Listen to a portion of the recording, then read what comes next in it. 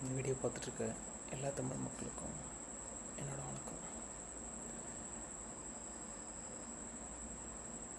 நான் சடனாக ஃபோனை பார்க்கும்போது இப்படி ஒரு நியூஸை பார்த்தேன். லிட்டராக என்னால் தூங்க முடியல. எல்லோரும் இதை பற்றி பேசுவீங்க, அரசியல்வாதிகள் செய்தியில் பேசுவீங்க, எல்லா தமிழ் மீடியாவில் பாப்புலரிட்டி பீப்புள் எல்லாருமே பேசுவீங்க. ஆனால் ஒரு சாதாரண ஒரு சிட்டிசன், இந்தியாவோட ஒரு சிட்டிசனாக, ஒரு தமிழ்நாட்டில் இருக்க ஒரு சாதாரண ஒருத்தனாக எனக்கு சில கேள்விகள் மட்டும்தான் இருக்குது.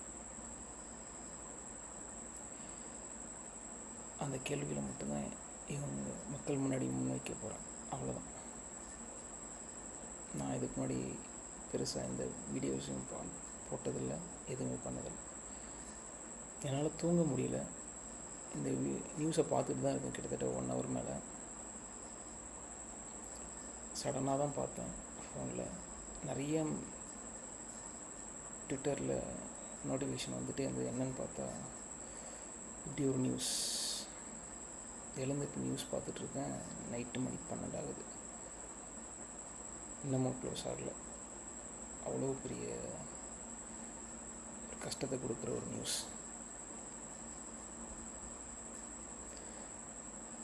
இது எனக்கு இருக்க ஒரு சிலன்னு சொல்ல முடியாது. ஒரே ஒரு வீடியோ பார்த்தேன். இந்த மொத்த நியூஸையும் கிட்டத்தட்ட 1 மணி நேரத்துக்கு மேலே பார்க்குறேன். ஆனால் ஒரு வீடியோ நான் அவங்கள்ட்ட பேசணும்னு என்னை ரொம்ப கஷ்டப்பட வச்சுது, கோவப்பட வச்சுது. நான் அந்த தமிழ்நாட்டு மக்கள்கிட்ட மட்டும் நான் கேட்க போகிறேன். அரசியல்வாதிகள், நீங்கள் எதை வேணாலும் பேசிகிட்ருப்பீங்க, இரங்கல் அறிக்கை தெரிவிப்பீங்க, நஷ்டஈடு கொடுக்கலாம், எல்லோரும் நேரில் போய் பார்க்கலாம். ஆனால் அந்த மக்கள் ஏன் இப்படி மாறினாங்க அப்படிங்கிற ஒரு கேள்வி தான் நான் இப்போ முன்னாடி வைக்க போகிறேன். ஒரு சாதாரண ஒரு விஷயம், திருவிழாவிலையோ இல்லை ஏதாவது ஒரு மக்கள் அதிகமாக கூட்டுற இடத்துல குழந்தைங்களை எவ்வளோ பத்திரமா பார்த்துப்போன்னு நமக்கு தெரியும். அப்பா அம்மா, தம்பி, அண்ணன், தங்கச்சி, அக்கா, ஒய்ஃப் எல்லாரையும் எப்படி பார்த்து சேஃபாக வெளில கொண்டு வருவோம்னு நமக்கு தெரியும். ஒவ்வொரு விஷயத்துலையும் பார்த்து பண்ணணும். ஏன்னா ஒரு குடும்பத்தில் இருக்க ஒவ்வொருவோட ரெஸ்பான்சிபிலிட்டி அது எல்லாருமே நல்லாவே பண்ணுவோம். ஆனால் இப்போது சமீபத்தில் நடக்கிற இந்த நியூஸ்லாம் பார்க்கும்போது ஏன் இப்படி இருக்கீங்க, அவ்வளோ க்ரேஸ் என்ன, பார்த்து தான் ஆகணுங்கிற ஒரு கட்டாயம் என்ன உங்களுக்கு? பார்த்து வீடியோ போட்டு நான் பார்த்தேன் அப்படிங்கிறத காட்டணுமா, இல்லை நான் பார்த்தேன் அப்படிங்கிற ஒரு சந்தோஷம் உங்களுக்கு வேணுமா?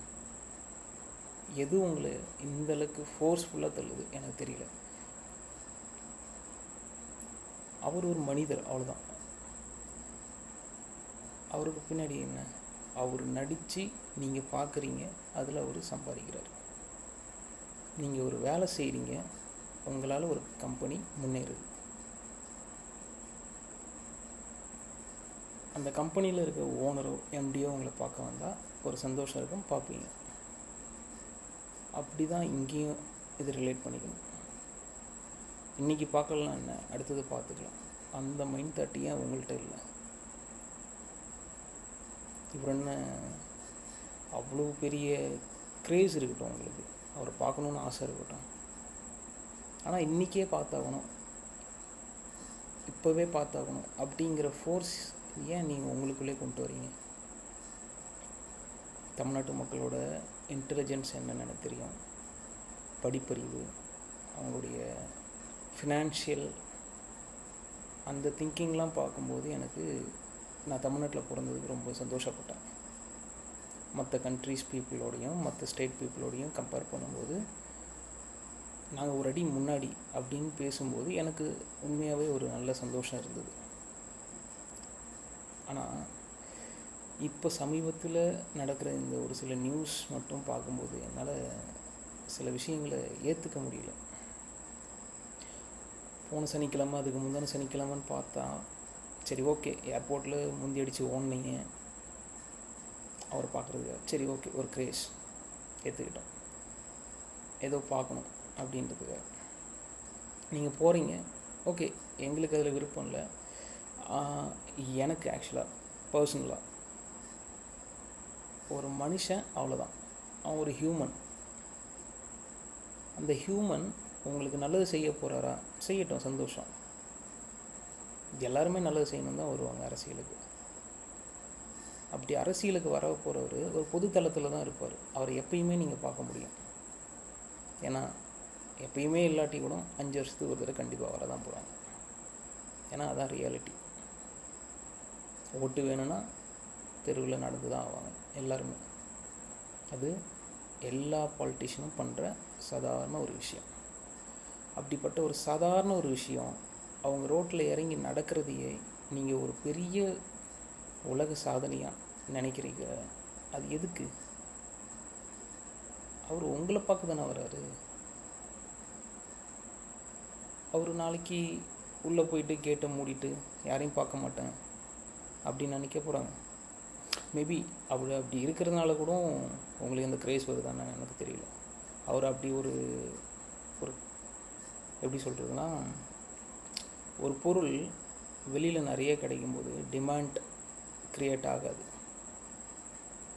ஒரு பொருளை மறைச்சி வச்சு அந்த டிமாண்டை க்ரியேட் பண்ணி திருப்பி அந்த பொருள் மார்க்கெட்டுக்கு வரும்போது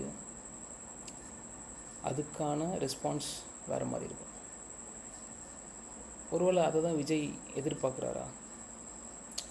தான் மேலே இருக்க அந்த கிரேஸ், அந்த ஒரு அட்ராக்ஷன், ஒரு லைம் லைட் ஸ்பேஸை நான் வச்சுருக்கணும் அப்படின்ற மாதிரியான ஒரு திங்கிங்குள்ளேயே அவரை ஸ்ட்ரக்சர் பண்ணிகிட்ருக்காரான்னு தெரியல. நிறைய பேர் இங்கிலீஷ் தெரியாதவங்க கூட பார்ப்பீங்க.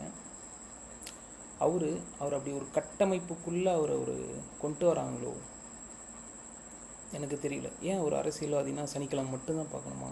எனக்கு இந்த கேள்வி ஃபஸ்ட்டு அவரோட சுற்றுப்பயணத்தை நான் பார்க்கும்போது, அந்த லிஸ்ட்டை பார்க்கும்போது, சனிக்கிழமை நிறைய பேர் அதில் மீம் க்ரியேட் பண்ணாங்க. அது நான் போக விரும்பல. ஒரு பொலிட்டீஷியனாக நீங்கள் உள்ளே வரீங்க. எனக்கு இந்த கேள்வி ரொம்ப நாளாக இருக்குது. ஏன் மக்களை இப்படி ஒரு உங்களை பார்க்குறதுக்கு, உங்கள் பேச்சை லைவாக கேட்குறதுக்கு ஒரு ரெஸ்ட்ரிக்ஷன் மாதிரி இருக்குது. ஒரு குறிப்பிட்ட டேட், ஒரு குறிப்பிட்ட டைம், ஓகே புரிஞ்சுக்கலாம். எல்லாரையும் பார்க்கணும், குறிப்பிட்ட டேட், குறிப்பிட்ட டைம் தேவை. ஆனால்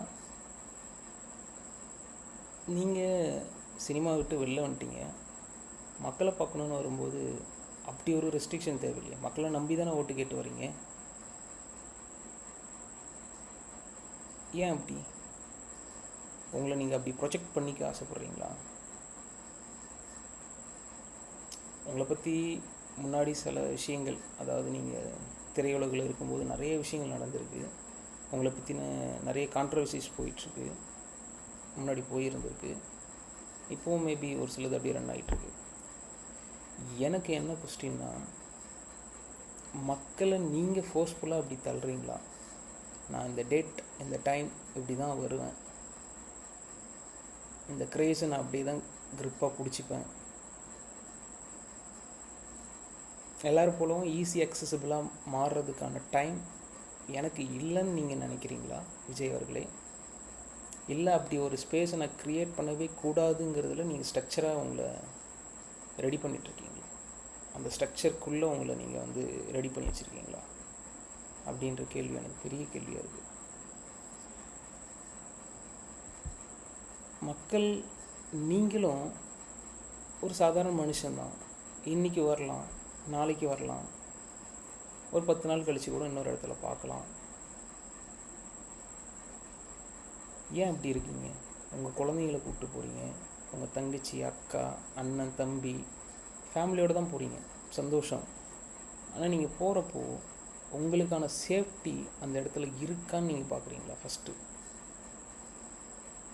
சேஃப்டி எல்லா விதத்துலையுமே. கூப்பிட்டு போகிறப்போ அந்த ரெஸ்பான்சிபிலிட்டி ஃபஸ்ட்டு உங்கள்கிட்டருந்து ஸ்டார்ட் ஆகுது. நீங்கள் ஒரு சின்ன பையனை கூப்பிட்டு போகிறீங்கன்னா, ஒரு குழந்தைய கூப்பிட்டு போகிறீங்கன்னா, குழந்தைனா எல்லாருமே குழந்தை தான். 10 வயசா 5 வயசான்ற பேதம்லாம் நான் பேசல. குழந்தைங்க அவ்வளோதான். அவங்க இண்டிவிஜுவலாக முடிவெடுத்து அவங்க இண்டிவிஜுவலாக வெளியே போகிற அந்த டைம் தான் அவங்க குழந்தைங்கன்ற இடத்துலேருந்து கொஞ்சம் மாறுவாங்க. ஆனாலும் அவங்க குழந்தைங்க தான். எல்லா விஷயத்துலையும் மெச்சூர்ட் ஆக மாட்டாங்க. ஸோ அப்போது ஒரு வீட்டை விட்டு வெளியே கூப்பிட்டு போகிற அந்த செகண்ட்லேருந்து உங்களோட ரெஸ்பான்சிபிலிட்டி ஸ்டார்ட் ஆகுது. ஃபஸ்ட்டு அந்த ரெஸ்பான்சிபிலிட்டி நீங்கள் ஃபஸ்ட்டு கரெக்டாக பண்ணிடுவோம். கூட்டம் அதிகமாக இருக்கா, இன்னொரு நாள் பார்த்துக்கலாம், வந்திருக்கலாம். இல்லை கிட்ட போயிட்டீங்க, வெளியே வர முடியல, சரி ஓகே, அப்போ பாசிபிள் திங்ஸ் என்ன இருக்குதுன்னு பார்க்கணும்ல. எப்படி வெளியே வரணும், எப்படி வெளியே இங்கேருந்து எப்படி வெளில போயிடலாம். அவர் வந்துட்டார், க்ரௌட் ஆகிடுச்சு, ஓகே. ஆனால் குழந்தை இருக்குது, இவங்க ஃபேமிலிஸ் இருப்பாங்க. இல்லை நீங்களே கூட தண்ணி குடிக்காமல் ப்ராப்பரான ஒரு ஸ்பேஸ் இல்லாமல் அடைச்சிக்கிட்டு நிற்கிறீங்க, கீழே விழுறீங்க, நிறையா பால்கனி மேலே ஏறுறீங்க, சண்டை போடுறீங்க, போர்டு கீழே தள்ளி விடுறீங்க. உங்கள் சேஃப்டியை ஃபஸ்ட்டு நீங்கள் யோசிக்கவே இல்லை. ஏன் இப்படி இருக்கீங்க, என்னாச்சு? வெளியில் அதர் ஸ்டேட் பீப்புளோடு பேசும்போது மார்த்தட்டி பேசுகிறது உண்டு. தமிழ்நாடு இப்படி, நாங்கள் முன்னேற மாநிலம், படிப்பறிவு எப்படி இருக்குது, எல்லாமே நல்லா இருக்கே, ஏன் இவர் ஒருத்தருக்காக அப்படி பண்ணுறீங்க, எனக்கு புரியல. அவர் உங்களை இப்படி வச்சுக்கணும்னு ஆசைப்பட்றாரா, இல்லை நீங்கள் அவருக்காக இப்படியே இருந்துடணும் அப்படின்னு நீங்கள் நினைக்கிறீங்களா? புரியல எனக்கு. ஒரு பொலிட்டீஷியன், ஒரு அரசியல்வாதி அப்படின்னும்போது ஷூட்டிங் ஸ்பாட் மாதிரி பண்ண முடியாதுல்ல, கரெக்டுங்களா? தூக்கம் வரல, ரொம்ப கஷ்டமாக இருக்குது. நான் அந்த வீடியோ போடுறதுக்கான ஒரே ரீசன், எனக்கு 2 குழந்தைங்க இருக்காங்க, ஒரு பையன் ஒரு பொண்ணு. அவங்கள நினைக்கும்போது, இந்த நான் நியூஸை பார்க்கும்போது, அந்த 2 குழந்தைங்க என் கையை பிடிச்சி விளையாடும்போது எனக்கு அவ்வளோ சந்தோஷம் இருக்கும். ஆனால் நீங்கள் அந்த குழந்தைங்கள கூப்பிட்டு போய் ஒரு மோசமான இடத்துல நிற்க வைக்கிறீங்க. அவங்களால ப்ராப்பராக மூச்சு கூட விட முடியல. அப்போ எந்த மாதிரியான ஒரு பேரண்டிங்கை நீங்கள் கற்று வச்சுக்கிறீங்க அவங்க குழந்தைங்களுக்கு? பணக்காரனாக வந்து அங்கே செத்தான், நாளைக்கு வேலைக்கு போகணும், திங்கக்கிழமை வேலைக்கு போகணும்னு நினச்சிக்கிட்டு தூங்க போகிற ஆள் தான் நீங்கள். நானும் அப்படி தான். மண்டே வந்தால் வேலைக்கு போகணும், மாத கடைசி காசு வரணும், சேலரி அப்போ க்ரெடிட் ஆகும். அந்த சுச்சுவேஷனில் தானே இருக்கீங்க நீங்கள். கொஞ்சம் கூட யோசிக்க மாட்டீங்களா? ஒரு உயிர் போனால் அந்த வீட்டோட நிலைமை என்ன யோசிக்கவே மாட்டிங்களா கொஞ்சம் கூட?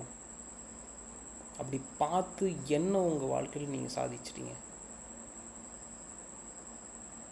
என்ன சாதிச்சிட்டீங்க நீங்கள்? எனக்கு புரியல.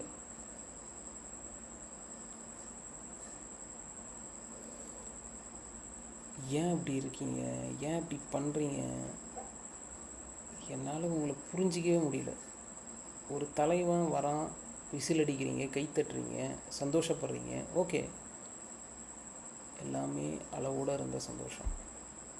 அளவுக்கு மீறினா அமிர்தமும் நஞ்சுன்னு நம்ம தாத்தன் பாட்டன் பூட்டன் எல்லாம் முன்னாடியே சொல்லிட்டாங்க. அப்படி ஒரு விஷயத்தை தான் இப்போ பின்னாடி பார்த்துட்ருக்கீங்க. உங்கள் அளவு கடந்த பாசமே உங்களுக்கு விஷமாக மாறி நிற்கிது. இப்போ தயவு செஞ்சு சொல்கிறாங்க, உங்கள் தலைவர் அப்படி ஒரு கிரேஸை உருவாக்கணும்னு நினச்சி ஒரு ஸ்ட்ரக்சரை பில்ட் பண்ணால் ஃபஸ்ட்டு ஸ்டாப் பண்ணுங்கள் நீங்கள். நான் இப்போவும் சொல்கிறேன், நீங்கள் நினச்சா மாற்றலாம். ஓட்டு போட்டு தான் மாற்றணும்னு கிடையாது. சில விஷயங்களை நீங்கள் நினச்சா மாற்றலாம்.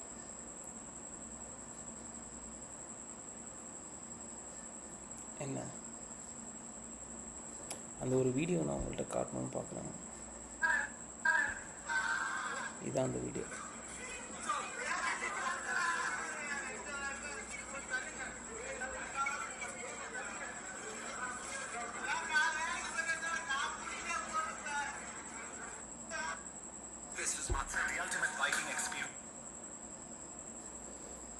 இந்த வீடியோ நான் இப்போ பார்த்தேன் ட்விட்டரில். கோவம்தான் வருது உங்கள் மேலே. தயவு செஞ்சு சில விஷயங்களை யோசிங்க.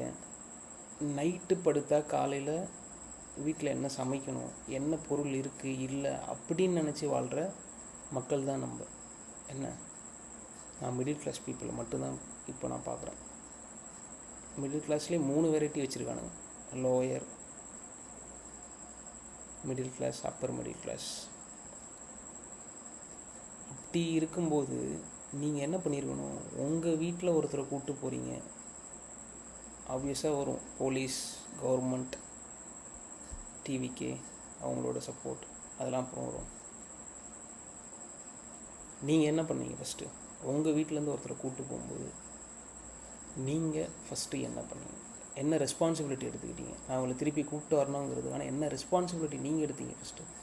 அவர் அப்படியே பார்த்து தான் ஆகணுங்கிற என்ன ஃபோர்ஸ் உங்களை வந்து தள்ளிச்சு? யார் வந்து கூப்பிட்டா? இல்லை நீங்களே போனீங்களா? அப்போ நீங்களே போனீங்கன்னா அந்த இடத்துல ஏன் நீங்கள் சிந்திக்கலை? குழந்தையை கூப்பிட்டு வந்திருக்கோம், அம்மாவை கூப்பிட்டு வந்திருக்கோம், தங்கச்சியை கூப்பிட்டு வந்திருக்கோம், அக்காவை கூப்பிட்டு வந்திருக்கோம், தம்பியை கூப்பிட்டு வந்திருக்கோம், அண்ணனை கூப்பிட்டு வந்திருக்கோம். ஏன் நீங்கள் ஒருத்தவங்களுக்குள்ளே யோசிக்காமல் போனீங்க? நீ இறந்தவங்கள எதுவுமே பண்ண முடியாது. எந்த ஒரு தலைவரும், எந்த ஒரு அரசியல் கட்சி தலைவரும், எந்த ஒரு மனுஷனும் அந்த ஒரு சக்தியை இது வரைக்கும் வச்சிடல, இறந்த ஒரு உயிரை கொண்டு வர்றதுக்கு. ஆனால் சில விஷயங்களை நம்ம தான் முன்னாடியே தற்காப்பாக பண்ணிக்கணும். படிக்கிறீங்க, நீங்கள் வேலைக்கு போங்க, சம்பாதிங்க, பெரிய ஆளாக வாங்க, தானாக அவங்க வருவாங்க. என்ன,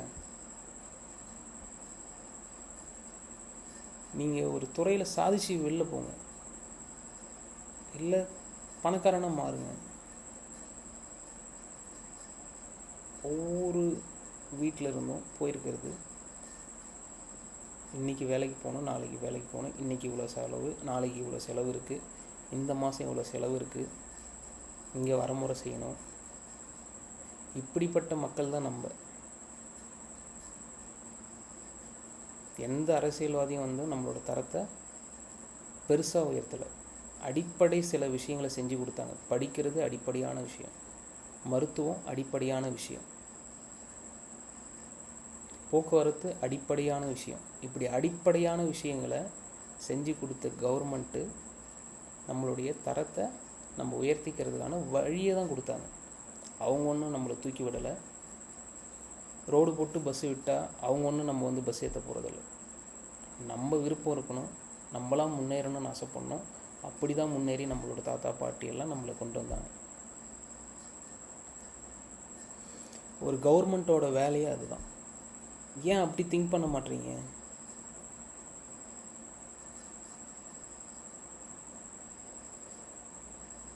அதுதான் இங்கே ஒரு அரசியல் தலைவருக்கும். அவர் உங்களுக்கு நல்லது பண்ணுறேன்னு சொல்லிட்டு தான் வர்றாரு. ஆனால் அவர் வரதே உங்களுக்கு பெரிய பிரச்சனையாக மாற்றுறாங்க. யார் வேணாலும் மாற்றலாம்.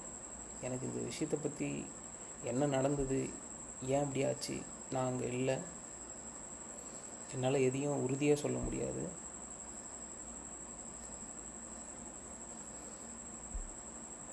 ஆனால் இங்கே எது வேணாலும் நடந்திருக்கலாம், யார் வேணாலும் எப்படி வேணாலும் பண்ணியிருக்கலாம், எது வேணாலும் இந்த விஷயத்தை பெருசாக்கிறதுக்கான வேலையாக மாறி இருக்கலாம். பின்னாடி யார் இருந்தாங்க, எப்படி செஞ்சாங்க, எதுவுமே தெரியாது நமக்கு. நம்ம சாதாரண ஒரு வேலைக்கு போய் ஒரு மாத சம்பளம் வாங்கிட்டு, இல்லை ஒரு சாதா ஒரு கடையை வச்சுக்கிட்டு, ஒரு மளிகை கடை, இல்லை ஒரு சாதா ஒரு பேக்கரி, ஏதோ ஒரு கடையை வச்சு, ஜூஸ் கடையோ சலூன் ஷாப்ஸோ ஏதோ ஒன்று வச்சு ஒரு சின்ன ஒரு வருமானத்தை ஈட்டிகிட்டு இருக்கோம். அப்போது நம்மளோட வீட்டில் ஒரு இழப்புங்கிறத நீங்கள் யோசிங்க. ஃபஸ்ட்டு ஒரு இடத்துக்கு போகும்போது ஒரு நார்மலாக ஒரு வெளியில் கூப்பிட்டு போகிறீங்க, தேட்டர் போகிறீங்கனாலே யோசிப்பீங்க. இல்லை ஒரு எக்ஸிபிஷன் இருக்குது அங்கே கூப்பிட்டு போகிறீங்கன்னா யோசிப்பீங்க. ஒரு பீச்சுக்கு போனால் யோசிப்பீங்க. கூட்டம் இருந்தால் என்ன பண்ணுவீங்க? கூட்டமாக இருக்குன்னு சொல்லிட்டு அதுக்கான ப்ரிகாஷன் மெத்தடை நீங்கள் அப்போவே எடுப்பீங்க. நீங்கள் ஃபஸ்ட்டு எடுக்கல.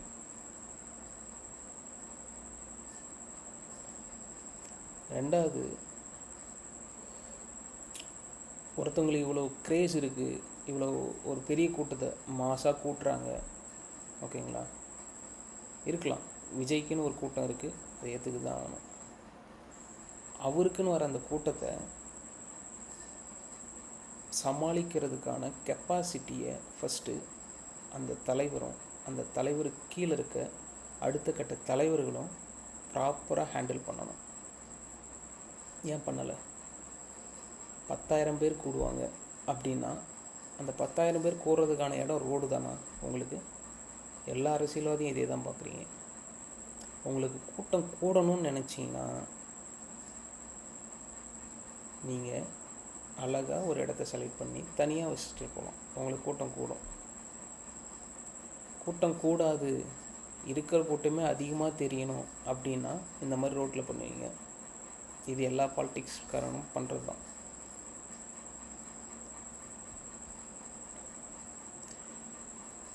அதனால் ஃபஸ்ட்டு எல்லா கட்சிக்குமே இது ஒரு பாடம் தான். எல்லா கட்சியோட கூட்டத்தையும் நான் ரோட்டில் நடந்து பார்த்துருக்கேன். அங்கே அந்த கூட்டம் முடிஞ்சு அந்த தலைவர் போனதுக்கப்புறம் அந்த இடத்துல என்ன நடக்கும்னு நான் பார்த்துருக்கேன். அந்த தலைவர் வர்றதுக்கு முன்னாடியும் எப்படி இருக்குன்னு நான் பார்த்துருக்கேன், வந்ததுக்கப்புறம் எப்படி இருக்குன்னு நான் பார்த்துருக்கேன். பல அரசியல் மேடைகளை பார்த்துருக்கேன். நான் எதுக்கும் கருத்து சொன்னதில்லை பெருசாக. ஏன்னா எங்கள் கருத்தை யாரும் ஏற்றுக்க போகிறதும் இல்லை. இந்த கருத்து இங்கே என்ன ஒரு தாக்கத்தை ஏற்படுத்துது அப்படிங்கிறத நான் பெருசாக இப்போது கவனிக்கிறதே இல்லை. ஏன்னா எல்லாருமே கருத்து பேசுகிறோம், எல்லாருமே வேலிடாக தான் பேசுகிறோம். அவங்களோட கருத்து அவங்களுக்கு கொஞ்சம் பெருசு. அப்போது இந்த இடத்துல நீங்கள் என்ன புரிஞ்சிக்கணுன்னா, ஃபஸ்ட்டு நீங்கள் ரெஸ்பான்சிபிலிட்டி எடுங்க. ரெண்டாவது, உங்கள் தலைவரையும் தலைவருக்கு அடுத்த கட்ட இருக்க அடுத்த தலைவர்களையும் 2ஆம் கட்ட 3ஆம் கட்ட தலைவர்கள்னு சொல்கிற நீங்களும் தலைவர்கள் தான், உங்களை அப்படி தான் கூப்பிட்டுக்கிறீங்க. அப்போது ஒரு தலைவராக இருக்கிறதுக்கான வேலை என்னவோ அந்த வேலையை ப்ராப்பராக பண்ணுங்க. எவ்வளோ பேர் கூடுவாங்க, எவ்வளோ பேர் வருவாங்க, இத்தனை பேர் வரும்போது இத்தனை பேருக்கான ரெஸ்பான்சிபிலிட்டி நாங்கள் எடுத்துக்கணும் அப்படிங்கிறது ஒரு முக்கியமான விஷயம். ஓகேங்களா?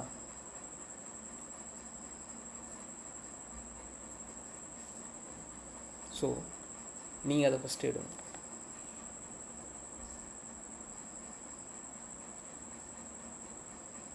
மூணாவது, மக்கள் ஒரு இடத்துல கூடுறாங்க அப்படின்னா, என்னோடய ஃப்ரெண்ட்ஸ் சில பேர் போலீஸில் இருக்காங்க. உளவுத்துறை ஒவ்வொரு கவர்மெண்ட்டுக்கும் கீழே உளவுத்துறைன்னு செயல்படும். அது மத்திய அரசாக இருந்தாலும் சரி, அதாவது ஒன்றிய அரசாக இருந்தாலும் சரி, மாநில அரசாக இருந்தாலும் சரி. இந்த ஒன்றிய அரசுக்கிலையும் உளவுத்துறை இருக்கும். ஆப்வியஸாக இப்போ நான் போடுற வீடியோவை கூட அவங்க பார்ப்பாங்க. நான் என்ன கருத்தை வைக்கிறேன், கவர்மெண்ட்டுக்கு எதிராக என்ன சொல்கிறேன், மக்களுக்கு அகெயின்ஸ்டாக ஏதாவது பேசுகிறேன்னா, கவர்மெண்ட்டுக்கு அகெயின்ஸ்டாக ஏதாவது பேசுகிறேன்னா, இல்லை ஒரு ரிலீஜனுக்கு ஆப்போசிட்டாக ஏதாவது பேசுகிறேன்னா, இல்லை ஒரு குறிப்பிட்ட ஒரு கேஸ்ட்டுக்கு ஆப்போசிட்டாக பேசுகிறேன்னா அப்படிங்கிறத ப்ராப்பராக நோட் பண்ணி வச்சுருப்பாங்க. அவங்க என்னை பற்றின டேட்டா அவங்கள்ட்ட இருக்கும். அப்படி தான் இங்கே பொதுவெளியில் நடக்கிற ஒவ்வொரு விஷயத்தை பற்றியும் உளவுத்துறைக்கு நல்லாவே தெரியும். அவங்க மக்களோட மக்களாக இருப்பாங்க, யார் எங்கே இருக்காங்கன்னே தெரியாது. சாதாரண ஒரு வேஷ்டி சட்டை போட்டுக்கிட்டு, இல்லை ஒரு பேண்ட் ஷர்ட் போட்டுக்கிட்டு, இல்லை ஒரு லேடினா ஒரு சுடிதார் போட்டு குர்த்தா போட்டு அவங்க கூட நிற்பாங்க. ஆனால் அவங்களால கண்டுபிடிக்க முடியாது. அவங்களோட வேலையை இன்ஃபர்மேஷன் கேதர் பண்ணுறது தான். கவர்மெண்ட்டுக்கு எதிராகவோ, மக்களுக்கு எதிராகவோ, ரிலீஜனுக்கு எதிராகவோ, கேஸ்ட்டுக்கு எதிராகவோ ஏதாவது ப்ராப்ளம் க்ரியேட் ஆக போகுது, இல்லை இந்த இடத்துல இப்படிப்பட்ட ஒரு விஷயம் நடக்குது, இதனால் இப்படி ஒரு ஆக்ஷன், அதுக்கான ரியாக்ஷன் என்னவாக இருக்கும் அப்படிங்கிறத கேதர் பண்ணி அதை கவர்மெண்ட்டுக்கு பாஸ் பண்ணி அந்த கவர்மெண்ட் அதுக்கான ப்ரிகாஷன் மெத்தடை எடுக்க வேண்டியது, அந்த வேலையை கொடுக்கறதே அந்த உளவுத்துறை தான். கிரவுண்ட் ரியாலிட்டி என்ன இருக்குன்றது உளவுத்துறைக்கு நல்லாவே தெரியும். இங்கே இவ்வளோ தான் கூடுவாங்கன்னு சொல்லி நீங்கள் கேட்ட அனுமதியில் இருந்தாலும், ஆனால் கிரவுண்ட் ரியாலிட்டி உங்களுக்கும் தெரியும், டிவிக்கு 2ஆம் கட்ட 3ஆம் கட்ட தலைவர்கள் அப்படின்னு உங்களை சொல்லிக்கிற நீங்கள், உங்களுக்கும் தெரியும், உளவுத்துறைக்கும் தெரியும். இந்த உளவுத்துறை ப்ராப்பராக ரெஸ்பான்ஸ் பண்ணியிருக்காங்களா அப்படிங்கிறதும் ஒரு கேள்வி தான். ஒரு சாதாரண மனுஷனாக இருந்தது எனக்கு. அப்படி ப்ராப்பராக ரெஸ்பான்ஸ் பண்ணி அதை அங்கே ப்ரிகாஷன் மெத்தடை கொண்டு வந்திருந்தால் கொஞ்சம் நல்லா இருந்திருக்கும். ஏன்னா இதுக்கு முன்னாடி நான் இந்த சனி ஞாயிறில் பார்த்தப்போ ஒரு சில படிப்பணி நம்ம கற்றுக்கணும். கூட்டம் அதிகமாக இருக்குது, ஒவ்வொரு தடவையும் பார்க்குற நியூஸில் கூட்டம் அதிகமாக கூடிச்சு அப்படின்னு தான். அப்போ அதுக்கான ப்ரிகாஷன் மெத்தடை எடுக்கணும். அந்த ப்ரிகாஷன் மெத்தடை ப்ராப்பராக எடுக்கணும். நாங்கள் எடுத்திருக்கோம் அப்படின்னு சொல்கிறதுக்காக எடுக்கக்கூடாது, அதை ப்ராப்பராக எடுக்கணும். அதை எடுத்தாங்களா உளவுத்துறை, அவங்களுக்கு மேலே இருக்க அதை அந்த உளவுத்துறை சொல்கிற விஷயத்த கிரவுண்டில் எக்ஸிக்யூட் பண்ணுற காவல்துறை அவங்க கரெக்டாக எடுத்தாங்களா அதுவும் தெரியல. இல்லை அவங்களுக்கு ஆர்டர் போடுற ஹையர் அஃபீஷியல்ஸ், கவர்மெண்ட் அஃபீஷியல்ஸ் எல்லோரும் ப்ராப்பராக ஒர்க் பண்ணாங்களா அப்படின்னும் தெரியல. மேபி அவங்களுக்கு உளவுத்துறையிலேருந்து ரிப்போர்ட்டே போகலையா, இல்லை ப்ராப்பரான ரிப்போர்ட்டே போகலையா, நிறைய கொஸ்டின்ஸ் இருக்குது, நிறைய பேச வேண்டிய இடங்கள் இருக்குது. இதில்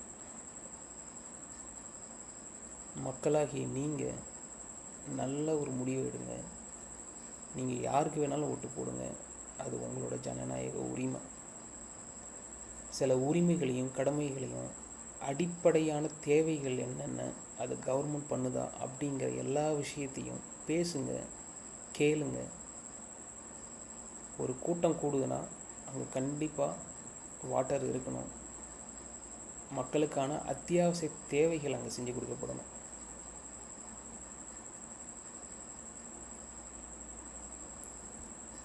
இனி வரப்போகிற மீட்டிங்ஸில் என்ன நடக்கும், இந்த ரேலிஸ், இந்த மாநாடு, நிறைய விஷயங்களை நாங்களும் கேள்விப்பட்டுகிட்டே இருக்கேன்.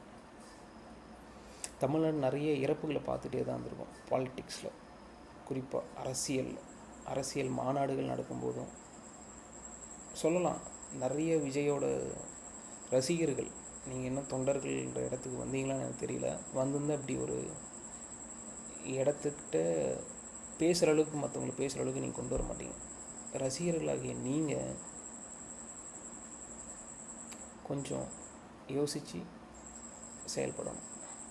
இந்த மாதிரியான விஷயங்களை பண்ணும்போது உங்களுக்குன்னு ஒரு ரெஸ்பான்சிபிலிட்டியை க்ரியேட் பண்ணிக்கோங்க. ரெஸ்பான்சிபிலிட்டின்னு ஏன் சொல்கிறேன்னா, அது உங்களுடைய பொறுப்பு. நீங்கள் ரோட்டுக்கு வரீங்க, ரோடு எல்லாருக்குமானது. உங்களுக்குன்னு ஒரு ரெஸ்பான்சிபிலிட்டி இருக்கணும். நீங்கள் பண்ணுற ஒரு சின்ன விஷயம் உங்களை சுற்றி இருக்கவங்கள பாதிக்கும். ஒருத்தவங்க வீட்டு மேலே ஏற வேண்டான்னு சொல்லி ஸ்டாப் பண்ணும்போது நீங்கள் ஏறக்கூடாது. ஒரு கவர்மெண்ட் ப்ராப்பர்ட்டியை வேஸ்ட் பண்ணக்கூடாதுன்னா வேஸ்ட் பண்ணாதீங்க தயவு செஞ்சு. ஜப்பானை பாருங்கள், சைனாவை பாருங்கள் பேசுகிறீங்களே, அதெல்லாம் இதில் கொஞ்சம் பார்த்து தெரிஞ்சுக்கோங்க. ஓகேவா? நீங்கள் கொஞ்சம் மாறுங்க. ரெண்டாவது, இந்த விஷயத்தில் விஜய் மேலே தப்பு இல்லை, மக்கள் கூடுறாங்க, கவர்மெண்ட் பண்ணலை, அதை அடுத்த கட்டம் பேசுவோம். நீங்கள் என்ன பண்ணீங்க? அவர் பின்னாடியே ஓடி போய் வண்டியில் போய் விளறீங்க, அவரை பார்த்தா தெய்வத்தை பார்த்த மாதிரி அலறீங்க. ஒரு சாதாரண மனுஷன் தானே, அவருக்கும் உயிர் இருக்குது தானே, உங்களுக்கும் உயிர் இருக்குது தானே. அவரும் மூச்சு தான் வருவார், நீங்களும் மூச்சு தான் வர்றீங்க. அவரும் சாப்பிட்றாரு, நீங்களும் சாப்பிட்றீங்க. எதாவது ஸ்பெஷலாக இவர்கிட்ட இப்படி ஒன்று இருக்குது கிடையாது. அந்த மாஸ், அந்த ஹீரோயிசம், இதெல்லாம் நீங்கள் கொடுத்தது, நீங்கள் கொண்டாடுனதுனால அது ஹீரோயிசம். நீங்கள் போய் 10 பேர் 20 பேரும் படம் பார்த்ததுனால அது மாஸ். ஓகேவா? இதை ஃபஸ்ட்டு புரிஞ்சுக்கோங்க. உங்கள் வீட்டிலேருந்து கூப்பிட்டு போகிறீங்க, உங்கள் ரிலேஷன்ஸ், உங்கள் குழந்தைங்க, உங்கள் அம்மா, உங்கள் அப்பா, உங்கள் அண்ணன், உங்கள் தம்பி, உங்கள் அக்கா, உங்கள் தங்கச்சி, உங்கள் ஒய்ஃப், இன்னும் உங்கள் சுற்றி வீட்டில் பக்கத்தில் இருக்கவங்க, சித்தப்பா, சித்தி, அண்ணன், அண்ணி, தங்கச்சி, யாராக வேணாலும் நீங்கள் ரெஸ்பான்சிபிலிட்டி எடுக்கணும்.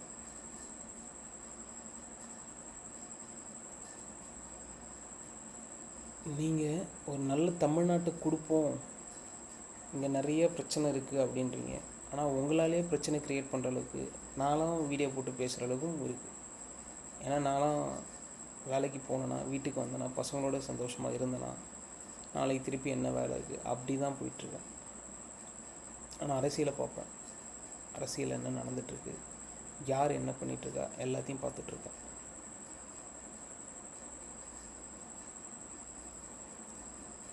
நீங்கள் யோசிங்க, யோசித்து முடிவெடுங்க. என்னால் தூங்க முடியல. ஒரு அம்மா அவங்களோட குழந்தை இறந்துடுச்சு, ஆனால் அவங்க பேசுகிறது விஜய் அண்ணா மேலே தப்பு இல்லை, கவர்மெண்ட் மேலே தப்பு இருக்குதுன்னு பேசுகிறாங்க. குழந்தை இறந்துருச்சு, அது யார் மேலே தப்பு? கூப்பிட்டு வந்த உங்கள் மேலே தப்பு இருக்குல்ல, அது ஏன் நீங்கள் அக்செப்ட் பண்ணல? அப்போது உங்கள் குழந்தை தானே, வேறு யார் குழந்தையா? அது வேறு எந்த குழந்தையாக இருந்தாலும் என்ன, குழந்தை தானே அது. இந்த உலகம் என்னான்னு தெரியாது அந்த குழந்தைக்கு. எதை சாப்பிட்ணும், எதை சாப்பிடக்கூடாது, ரோட்டில் எப்படி நடக்கணும், நடக்கக்கூடாது, யார்கிட்ட எப்படி பேசணும், பேசக்கூடாது, எதுவுமே தெரியாது குழந்தைங்களுக்கு. அவங்கள கூப்பிட்டு வந்து உங்களுக்கு ஒரு விஷயம் பிடிச்சா நீங்கள் பண்ணுங்கள். குழந்தைங்களை கூப்பிட்டு வந்து ஃபோர்ஸ்ஃபுல்லாக பண்ணாதீங்க தயவு செஞ்சு. நீங்கள் பார்க்கணுன்னு ஆசை இருக்கா, லைவில் போட்டு பார்த்துட்டு போயிட்டே இருங்க. யாரும் இங்கே வானத்துலேருந்து இறங்கி வரல, யாரும் இங்கே கால்லேருந்து கிளம்பி வரல. என்ன, எல்லாரும் எப்படி பிறந்தோமோ அப்படி தான் எல்லோரும் பிறந்துட்ருக்கோம். நமக்கு முன்னாடியும் சரி, நமக்கு அப்புறமும் சரி. ஸோ யார் மேலே தப்பு அப்படிங்கிறத நீங்கள் ஃபஸ்ட்டு அனலைஸ் பண்ணுங்கள், நீங்கள் ரியலைஸ் பண்ணுங்கள். எதை நம்ம செஞ்சுருக்கணும், எதை நம்ம செஞ்சிருக்கக்கூடாதுன்னு ஃபஸ்ட்டு நீங்கள் ரியலைஸ் பண்ணுங்கள். மக்கள், நீங்கள் ஒரு நல்ல முடிவை எடுங்க, தயவு செஞ்சு யோசிங்க. இதுக்கு பின்னாடி எவ்வளோ பெரிய பாலிட்டிக்ஸ் ஸ்டெப் கூட இருக்கலாம். இதுக்கு அடுத்தது இப்படி ஒன்று பண்ணலாம் அப்படிங்கிற ஒரு பெரிய ஒரு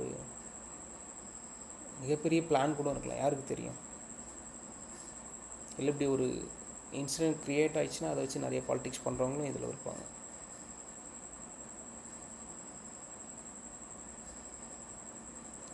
அதாவது தமிழ்நாடு பாலிட்டிக்ஸில் ஒரு மிகப்பெரிய வார்த்தை இருக்குது, பிண அரசியல்.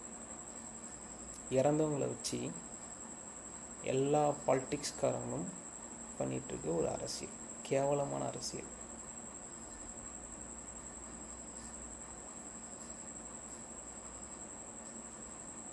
அதை தயவு செஞ்சு பண்ணாதீங்க. யார் மேலே தப்பு அப்படிங்கிறத யோசிங்க, விவாதிங்க, நிறைய விஷயத்த அனலைஸ் பண்ணுங்கள். உங்களை சுற்றி என்ன நடந்துகிட்ருக்கு, யார் இந்த கூட்டத்துக்கு போகிறீங்க, யார் இந்த கூட்டத்தை அட்டன் பண்ணுறீங்க, யாருக்கு இதனால் லாபம் அப்படிங்கிறத பாருங்கள். 1/2 hour மேலே பேசிட்டேன். எனக்கும் கஷ்டமாக தான் இருக்குது. என்ன நடக்குதுன்னு அடுத்து பார்க்க தான் போகிறேன். இவ்வளோ பேர் அழுதுட்ருக்காங்க பின்னாடி. அவங்க வீட்டில் சோகத்தை தாங்கிட்டு தான் அண்ணனோ, தான் அக்காவா, தங்கச்சியா, தான் குழந்தையா, என் அப்பாவா, என் அண்ணனா, என் சித்தப்பாவா, சித்தியா, என் மாமாவா அப்படின்னு அவங்கவுங்க உள்ளே கதறிட்டுருக்காங்க. தயவு செஞ்சு சில விஷயங்களை புரிஞ்சு பண்ணுங்கள், யோசித்து பண்ணுங்கள். எடுத்தோம் கவிழ்த்தோன்னு எதையும் நம்பாதீங்க, எதையும் செய்யாதீங்க. யார் மேலேயும் 19 நம்பி சில விஷயங்களை முடிவு பண்ணாதீங்க. நன்றி. ஏதாவது தப்பாக பேசியிருந்தால் மன்னிச்சுக்கோங்க. நீங்கள் யோசிங்க, தயவு செஞ்சு படிங்க, அறிவை வளர்த்துக்கோங்க, பெரியாளாக மாறுங்க. சம்பாதிங்க, இந்த உலகத்தை சுற்றுங்க. இந்த உலகத்தில் நிறைய விஷயம் இருக்குது நீங்கள் பார்க்க வேண்டிய விஷயம். விஜய் ஒருத்தர் தான் இந்த உலகத்தில் பார்க்க வேண்டிய ஆளா அப்படின்னு கேட்டால் கிடையாது. இல்லை வேறு யாருன்னா ஒரு ஹியூமன் தான் நம்ம பார்க்க வேண்டிய கடைசி ஆளா? கிடையாது. அவங்களாம் ஸ்பெஷல் கிடையாது. யாருமே இங்கே ஸ்பெஷல் கிடையாது.